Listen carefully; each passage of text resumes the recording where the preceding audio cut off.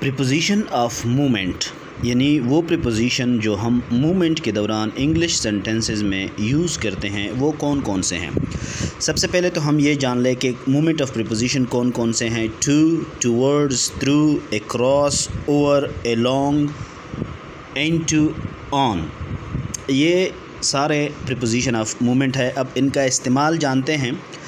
To जो है used when there is specific destination in mind, यानी जब आपके जहन में कोई एक डेस्टिनेशन हो, एक मंजिल हो, एक ख़ास मंजिल हो कि मुझे इस तक जाना है, तो आप इंग्लिश में टू का इस्तेमाल करेंगे बिफ़ोर उस मंजिल के, और वो मंजिल एक नाउन होगा। I am going to school, so school मुझे जाना है, मेरे माइंड में स्कूल है, स्कूल से पहले मैंने टू लगाया। You are going to the party, और आप पार्टी में जा रहे हैं तो आपने पार्टी लगाया। सही है। इसके बाद है towards, movement in the direction of something, यानी किसी नाउन, कोई नाउन हो जिसकी डायरेक्शन में आपने हरकत करनी हो तो आप टूवर्ड्स लगाएंगे। He is walking towards me, यानी कोई है जो मेरी तरफ आ रहा है तो मैं टूवर्ड्स लगाऊंगा, मेरी तरफ आ रहा है, मुझसे मिलने आएगा तो ये एक पर्टिकुलर बात हो गई। बट मैं जिस साइड पे हूँ, मैं नॉर्थ में हूँ या मैं किसी जगह पे हूँ, वो मेरी तरफ आ रहा है तो मैं टूवर्ड्स यूज़ करूँगा।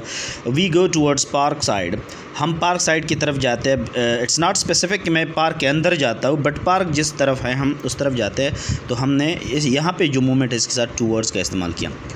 Through means that movement across something, यानी कोई एक चीज़ है, एक पर्टिकुलर चीज़ है, बंद चीज़ है, उसके अंदर में से एक तरफ से दूसरी तरफ आपने जाना है तो हम उसके साथ थ्रू लगाएंगे। The train went through the tunnel, they went through the forest. अब ये इसका मतलब ये हुआ कि कोई एक स्पेसिफिक क्लोज चीज़ है, उसके एक एंड से दूसरे एंड में आपने जाना है तो आप यहाँ पे थ्रू का इस्तेमाल करेंगे। अक्रॉस का मतलब अक्रॉस कब यूज़ करेंगे, movement from one end of something to other, यानी एक चीज़ है, एक सरफेस है, उसके एक तरफ से अपनी दूसरी तरफ जाना है। सपोज़ हम जब सड़क पार करते हैं तो सड़क के एक एंड से हम दूसरे एंड तक जाते हैं। He walked across the road. उसके बाद है ओवर। ओवर का मतलब कि किसी एक जगह के ऊपर कोई और चीज़ मूव कर रही है लेकिन उसकी सरफेस से ऊपर है, वो उसकी जो मूवमेंट है वो सरफेस से ऊपर है।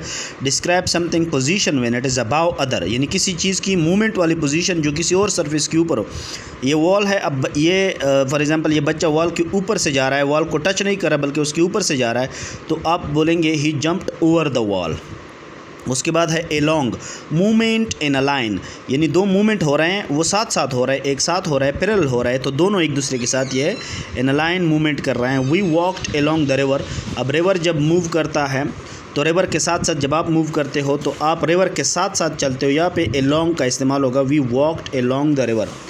उसके बाद आ रहा है into, movement causing something to hit other thing, यानी एक ऐसी मूवमेंट जिसमें एक चीज़ दूसरी चीज़ को बिल्कुल हिट करती है, उसी जगह जाती है, यानी बिल्कुल एक पोजीशन होती है।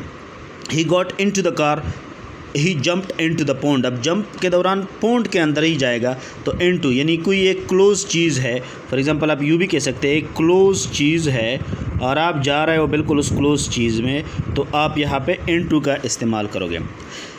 इसके बाद है ऑन, समथिंग पोजीशन, यानी describe something position in relation to a surface. एक सरफेस है उसके साथ किसी और चीज़ की कोई भी नाउन हो, दोनों नाउन होंगे, उसका इस सरफेस के साथ क्या ताल्लुक़ है, किस तरफ पड़ा है, तो ले ले एक वी से food on table, book on table, यानी किताब जो है वो मेज़ पर है, खुराक जो है वो मेज़ पर है।